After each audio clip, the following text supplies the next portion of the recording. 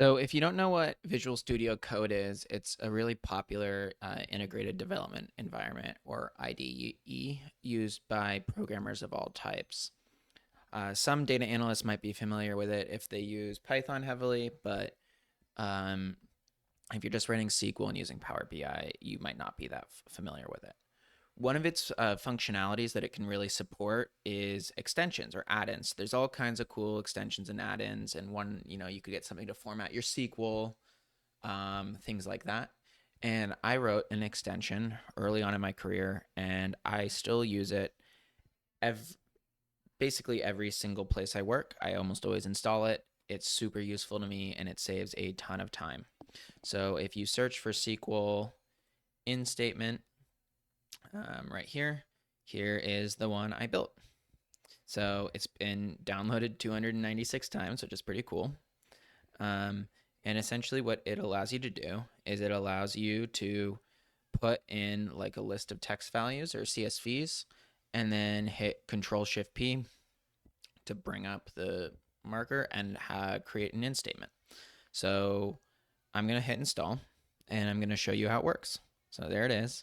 It's installed. So now I'm in a random text file.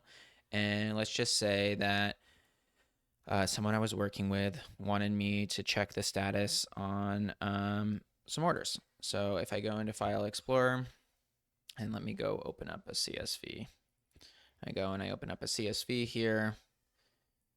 And let's just say I wanted a list of product IDs. So let me go ahead and open this in Excel so I can just copy and paste out the list. So if I go open, and here you go, I'm opening up Excel, right? So if I open up Excel right here, and let's just say someone wanted me to find the status of all of these product IDs, right? So this is a CSV called product ID data, and these are the product IDs. So if I copy out this list and someone's like, hey, go find the list, and I paste these in, if I hit Control A, and then I hit